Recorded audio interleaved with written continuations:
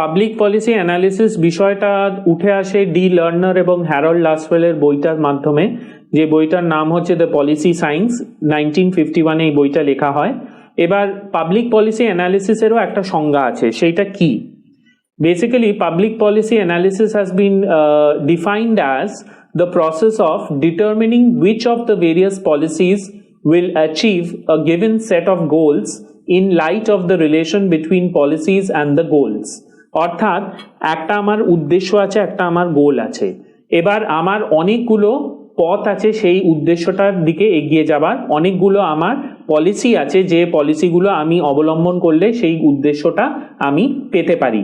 কিন্তু আমাকে সেই সঠিক পথ কিংবা সঠিক পলিসিটাকে চয়ন করতে হবে, যে পথ কিংবা যে পলিসির মাধ্যমে আমি আমার উদ্দেশ্যটা পেতে পারি। সেই যে চয়ন করার প্রক্রিয়াটা, সেইটাই হচ্ছে পাবলিক পলিসি অ্যানালিসিস। অর্থাৎ একটা মানুষের জীবনে একটা লক্ষ্য আছে, উদ্দেশ্য আছে, সেই উদ্দেশ্যটা পেতে গেলে অনেকগুলো বিকল্প আছে। কোন বিকল্পটা সবথেকে ভালো বিকল্প, কোন বিকল্পতে সবথেকে সহজেই সেই উদ্দেশ্যটা পেতে পারি আমি, সেইটার পুরো প্রক্রিয়াটা, সেইটার পুরো অ্যানালিসিসটাই হচ্ছে পাবলিক পলিসি অ্যানালিসিস। এবার চলে আসছি পাবলিক পলিসি অ্যানালিসিসের মধ্যেও দুটো মেজর অ্যাপ্রোচ আছে, দুটো মেজর পদ্ধতি আছে যেটা ফলো করে পাবলিক পলিসি অ্যানালিসিস করা যেতে পারে। প্রথমটা হচ্ছে প্রসেস অ্যাপ্রোচ এবং দ্বিতীয়টা হচ্ছে আউটপুট অ্যাপ্রোচ। প্রসেস অ্যাপ্রোচের মধ্যেও আবার অনেকগুলো ছোট ছোট অ্যাপ্রোচ আছে, যেরকম ধরো group approach, elite approach, institutional approach. আবার আউটপুট অ্যাপ্রোচের মধ্যেও ছোট ছোট গ্রুপস আছে, যেরকম rational choice approach, game theory approach এবং ইনক্রিমেন্টাল অ্যাপ্রোচ। এবার আমি চলে আসবো যে প্রসেস অ্যাপ্রোচের মধ্যে যে group approach, elite approach, institutional approach আছে, এই অ্যাপ্রোচগুলো কি এবং এই অ্যাপ্রোচ দিয়ে কিভাবে পাবলিক পলিসির বিশ্লেষণ করা হয়। প্রথম জিনিস হচ্ছে ইনস্টিটিউশনাল অ্যাপ্রোচ। এটা প্রসেস অ্যাপ্রোচের প্রথম খুব গুরুত্বপূর্ণ অ্যাপ্রোচ। এই যে অ্যাপ্রোচটা, এই অ্যাপ্রোচটা দিয়ে পাবলিক পলিসির বিশ্লেষণ এইভাবে করা হয় যে পাবলিক পলিসি যে তৈরি করা হচ্ছে, সেই তৈরি করছে কারা? আমাদের ধরো লেজিসলেটিভ সিস্টেম, আমাদের এক্সিকিউটিভ, আমাদের জুডিশিয়ারি, পলিটিক্যাল পার্টিরা, তারাই তো আমাদের হয়ে বিভিন্ন বিষয়ের ওপরে পাবলিক পলিসি তৈরি করছে। তো এই যে বিভিন্ন প্রতিষ্ঠানগুলো আছে যারা অংশগ্রহণ করছে এই প্রক্রিয়াতে এবং যাদের জন্য একটা পাবলিক পলিসি তৈরি হচ্ছে, সেই জিনিসটাকে বিশ্লেষণ করে ইনস্টিটিউশনাল অ্যাপ্রোচ। অর্থাৎ institutional approach helps to bring out the basic relationship between public policy and institutions of the state. রাষ্ট্রের যে বিভিন্ন প্রতিষ্ঠানগুলো আছে, সেই প্রতিষ্ঠানগুলো অংশগ্রহণ করে কিভাবে একটা পাবলিক পলিসি তৈরি করছে, তারা কিভাবে প্রভাব বিস্তার করছে, তাদের কি ভূমিকা এই পাবলিক পলিসি তৈরি করার ক্ষেত্রে, সেইটাই হচ্ছে ইনস্টিটিউশনাল অ্যাপ্রোচ। অর্থাৎ বিভিন্ন রাষ্ট্রের ইনস্টিটিউশনগুলোকে এরা বিশ্লেষণ করে এবং সেই ইনস্টিটিউশনগুলো, সেই প্রতিষ্ঠানগুলোর ভূমিকা কি পাবলিক পলিসি তৈরি করার ক্ষেত্রে, সেইটা এরা বিশ্লেষণ করে। এরপরে চলে আসছি গ্রুপ অ্যাপ্রোচ। গ্রুপ অ্যাপ্রোচ জিনিসটা কি? গ্রুপ অ্যাপ্রোচ মানেটা হচ্ছে যে একটা যে কোনো ক্ষেত্রে কোনো পলিসি তৈরি করতে গেলে তোমরা সবাই জানো যে আমাদের দেশে বলো কিংবা বিদেশের যে কোনো দেশে বলো, যেখানে ডেমোক্রেটিক সিস্টেম আছে, সেখানে দেখবে যে বিভিন্ন রকমের প্রেশার গ্রুপস কাজ করে। যেরকম ধরো আমাদের দেশের কথা বললে আমি বলতে পারবো যে আমাদের দেশে একটা খুব পাওয়ারফুল, একটা খুব সংগঠিত গোষ্ঠী হচ্ছে ট্রেড ইউনিয়ন যারা গোষ্ঠী, তারা, কিংবা ধরো ইন্ডাস্ট্রিয়ালিস্টদের চেম্বার অফ কমার্স আছে, যেগুলোকে বলা হয় বিজনেস গ্রুপস।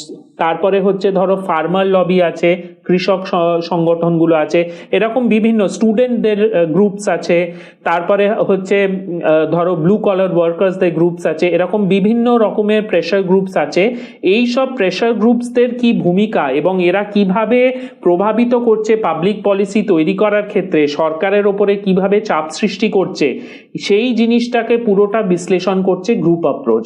অর্থাৎ এটা কিছুই নয়, খুব সাধারণ জিনিস, যে সমাজেতে যে বিভিন্ন গোষ্ঠীগুলো আছে যাদেরকে প্রেশার গ্রুপ বলা হচ্ছে, সেই সব প্রেশার গ্রুপগুলো সরকারের ওপরে কিভাবে প্রেশার দিচ্ছে তাদের স্বার্থ সিদ্ধি করার জন্যে, এবং শেষ অবধি যে পলিসিটা বেরোচ্ছে সেই পলিসিটার মধ্যে কতটা দেখা যাচ্ছে যে সেই সব প্রেশার গ্রুপদের ইনফ্লুয়েন্স আছে এই পলিসিগুলোর ওপরে। তো এইটা হচ্ছে গ্রুপ অ্যাপ্রোচ। শেষ অ্যাপ্রোচটা হচ্ছে প্রসেস অ্যাপ্রোচের মধ্যে, সেটা হচ্ছে মাস অ্যাপ্রোচ কিংবা এলিট অ্যাপ্রোচ। এটা কিছুই নয়, আমাদের যে কোনো সমাজ, মার্কস বলেছেন যে the society is divided into classes. তো আমাদের যে কোনো সমাজ ব্যবস্থায় একটা আভিজাত ক্লাস আছে, একটা পাওয়ারফুল ক্লাস আছে, আর একটা হচ্ছে সাধারণ জনগণের ক্লাস, যারা সেই অর্থে সরকারকে প্রভাবিত করতে পারে না। তো এই এলিট অ্যাপ্রোচ কি মাস অ্যাপ্রোচ দেখে যে একটা পাবলিক পলিসি তৈরি করার ক্ষেত্রে যারা অভিজাত ক্লাসের লোকেরা আছে, যারা খুব ধনী, যারা রাজনৈতিক দিক থেকে প্রভাবশালী, তারা কিভাবে পাবলিক পলিসিকে প্রভাবিত করছে। অপরদিকে যারা সাধারণ জনগণ, যাদের মধ্যে সেই অর্থে অর্থনৈতিক কি রাজনৈতিক অত বেশি প্রভাব নেই, তারাই বা কিভাবে একটা পাবলিক পলিসিকে প্রভাবিত করছে, এই জিনিসটার বিশ্লেষণ করে এলিট কিংবা mass approach to public policy. এবার আমি চলে আসব the output approach to public policy. Output অ্যাপ্রোচের মধ্যেও তিনটে খুব ইম্পর্টেন্ট অ্যাপ্রোচ আছে। প্রথম হচ্ছে rational choice approach. Rational choice অ্যাপ্রোচটা কি? র্যাশনাল চয়েস অ্যাপ্রোচ বলছে যে মানুষ আলটিমেটলি একটা পলিসি তৈরি করছে, একটা মানুষ সে ভাবনা চিন্তা করে একটা পাবলিক পলিসি তৈরি করছে, কিন্তু সে যে পাবলিক পলিসিটা তৈরি করছে সেই পাবলিক পলিসিটা তৈরি করছে তার নিজের র্যাশনালিটি ব্যবহার করে। যে কোনো ডিসিশন নিতে গেলে তার নিজের যুক্তি, তার নিজের লজিক, তার নিজের র্যাশনালিটি ব্যবহার করে সে একটা পলিসি তৈরি করছে। তো সেই কিভাবে তার র্যাশনাল চয়েসেসগুলোকে এক্সিকিউট করছে এবং কিভাবে সে একটা পলিসি তৈরি করছে, সেই পুরো প্রক্রিয়াটাকে এই র্যাশনাল চয়েস অ্যাপ্রোচ এইটাকে বিশ্লেষণ করে। এবং র্যাশনাল চয়েস অ্যাপ্রোচ এই বিশ্লেষণ প্রক্রিয়ার মধ্যে সবসময় এইটাকে দেখবার চেষ্টা করে যে কোন ক্ষেত্রে র্যাশনালিটি ইউজ করা হচ্ছে একটা পাবলিক পলিসি তৈরি করার ক্ষেত্রে, অপরদিকে কোন ক্ষেত্রে ভ্যালিউজ, অর্থাৎ আবেগ বলো, ইমোশন বলো, তোমার নিজের ভ্যালিউজ বলো, সেগুলো কিভাবে প্রভাব ফেলছে পাবলিক পলিসি ক্ষেত্রে, সেটাও এরা বিশ্লেষণ করবার চেষ্টা করে। এরই একটু উন্নত মানের জিনিস হচ্ছে গেম থিওরিটিক অ্যাপ্রোচ। গেম থিওরিটিক অ্যাপ্রোচটা কিছুই নয়, এখানেতে বলা হচ্ছে যে আগের অ্যাপ্রোচে যেরকম একটা মানুষকে স্টাডি করা হচ্ছে, একটা মানুষের বিশ্লেষণ করা হচ্ছে, গেম থিওরিটিক অ্যাপ্রোচেতে দুটো কি তিনটে কি চারটে মানুষের বিশ্লেষণ করা হচ্ছে একই সঙ্গে। কারণ যে কোনো ক্ষেত্রে একটা পাবলিক পলিসি তৈরি করার ক্ষেত্রে দেখা যাচ্ছে যে একটা মানুষ কিন্তু একটা পাবলিক পলিসি তৈরি করছে না। একটা পাবলিক পলিসি তৈরি করার ক্ষেত্রে একটা মানুষ অন্য আরো অনেক মানুষের সঙ্গে ইন্টারাকশনের মাধ্যমে একটা পাবলিক পলিসি তৈরি করছে, এবং যে মুহূর্তে ইন্টারাকশন হচ্ছে একটা মানুষের সঙ্গে অন্য মানুষে, সেই মুহূর্তে সেখানেতে ইন্টারেস্ট চলে আসছে, সেলফ ইন্টারেস্ট চলে আসছে, সেইখানেতে লজিক চলে আসছে, র্যাশনালিটি চলে আসছে। অর্থাৎ এখানেতে the unit of analysis is not the individual but group of individuals who are involved in the process of decision making. শেষ জিনিসটা হচ্ছে ইনক্রিমেন্টাল অ্যাপ্রোচ। এই ইনক্রিমেন্টাল অ্যাপ্রোচটার মূল প্রবক্তা হচ্ছে চার্লস লিন্ডব্লুম। এই ইনক্রিমেন্টাল অ্যাপ্রোচটা কিছুই না, খুব সুন্দর একটা অ্যাপ্রোচ, যেখানে বলা হচ্ছে যে কোনো পাবলিক পলিসি কিন্তু নতুন পলিসি নয়, একদম যে নতুন সেটা নয়। এই পাবলিক পলিসিটা একটা পুরনো পলিসিকে রিফর্ম করে, সংস্কার করে, মডিফাই করে একটা নতুন পলিসি আনা হচ্ছে, সেটাই হচ্ছে ইনক্রিমেন্টাল পলিসি। ধরো এডুকেশন পলিসি অফ ইন্ডিয়া, সেটা 1950-এর দশকেও ছিল, সেটা পরিবর্তন করে 70-এর দশকে আরো একটু উন্নত মানের পলিসি আনা হয়, সেইটাকে আবার পরিবর্তন করে 80-এর দশকে আবার আরো একটু উন্নত মানের করা হয়, এবং 2018-তে যে এডুকেশন পলিসিটা আমাদের আছে ভারতবর্ষে, সেটা আরো উন্নত মানের। কিন্তু যদি সেই পলিসিটাকে খুব খুঁটিয়ে বিশ্লেষণ করা হয় তাহলে দেখা যাবে যে সেই পলিসির মধ্যে বিভিন্ন জিনিস আছে যেগুলোর origin is in the 1950s। অর্থাৎ এমন কোনো পলিসি নেই যে পলিসিটা পুরো নতুন করে তৈরি করা হচ্ছে। যে কোনো পলিসি সেটাকে রিফর্ম করা হয়, সংস্কার করা হয়, রিভাইজ করা হয়, কিন্তু একদম নতুন করে তৈরি করা হয় না। কারণ নতুন করে যদি কোনো পলিসি তৈরি করতে হয়, চার্লস লিন্ডব্লুম বলছেন যে সেই ক্ষেত্রে প্রচুর পরিমাণে সময়, অর্থ নষ্ট হয়ে যায় এবং সরকারের ক্ষেত্রে, সরকারি পলিসির ক্ষেত্রে সেইটা নষ্ট করার মতন ক্ষমতা কোনো সরকারেরই নেই। তাই জন্য যে কোনো পলিসি হচ্ছে একটা repetition of the old policy, but it is like old wine in a new bottle, অর্থাৎ it is an ongoing process and minor modifications are done of the previous policies. So এইটাই হচ্ছে incremental approach to public policy. এরপরে আমি লেকচারটা শেষ করবার আগে একটা summing up করব। প্রথমে আমি public choice theory summing up করব। পাবলিক চয়েস থিওরিটাকে আর একটা নামেও জানা যায়, যেটা হচ্ছে রেশনাল চয়েস থিওরি, এবং 1986 থেকে এই থিওরিটা খুব বেশি প্রচলিত হয়ে ওঠে, খুব বেশি পপুলার হয়ে ওঠে পাবলিক অ্যাডমিনিস্ট্রেশনের ক্ষেত্রে।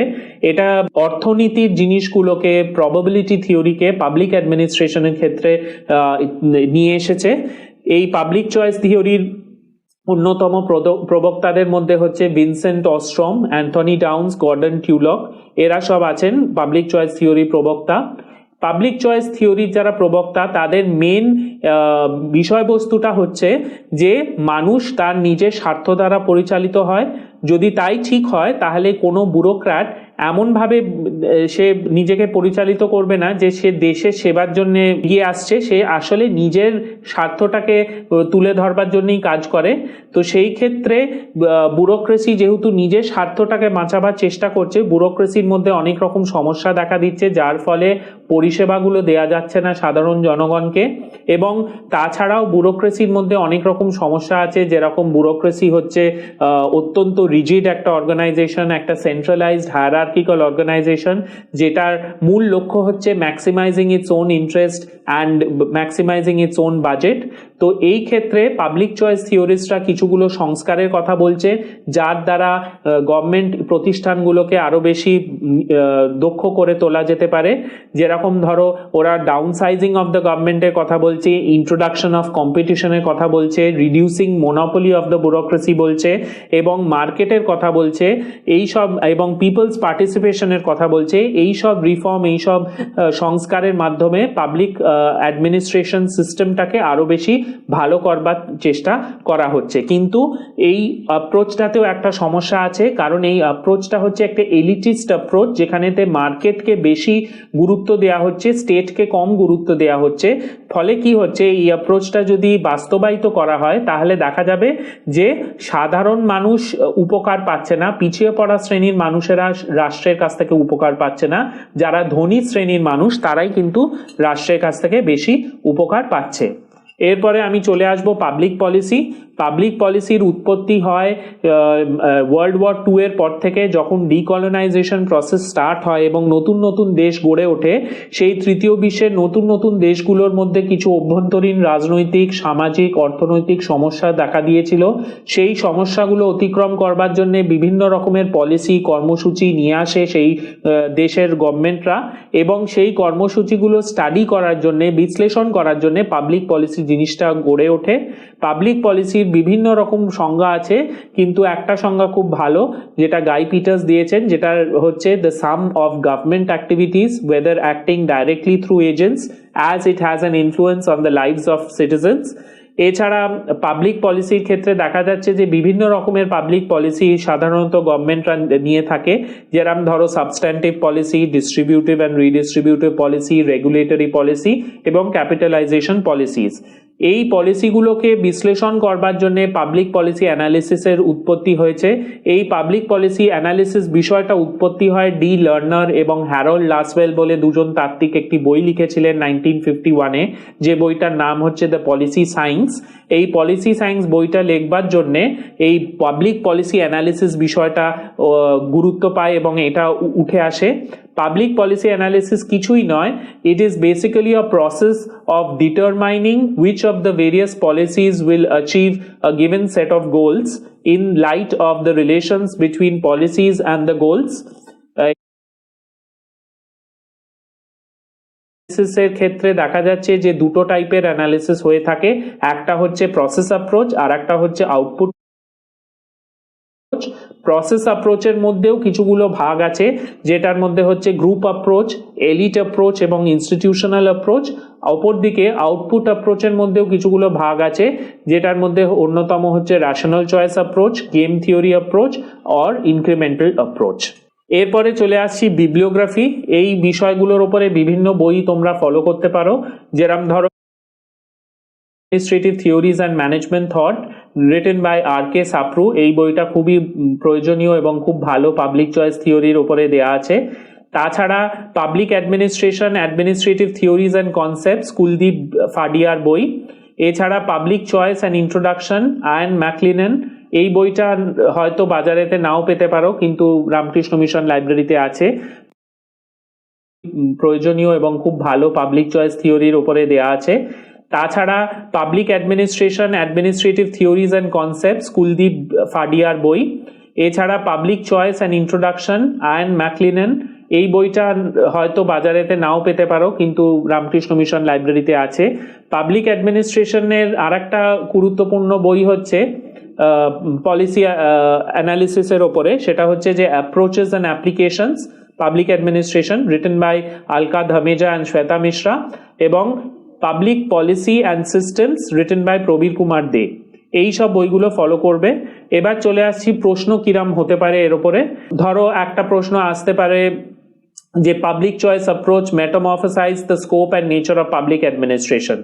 কমেন্ট, অর্থাৎ পাবলিক চয়েস কিভাবে পাবলিক অ্যাডমিনিস্ট্রেশনের চরিত্রটাকে পাল্টে দিয়েছে, সেইটার উপরে বিশ্লেষণমূলক একটা প্রশ্ন আসতে পারে।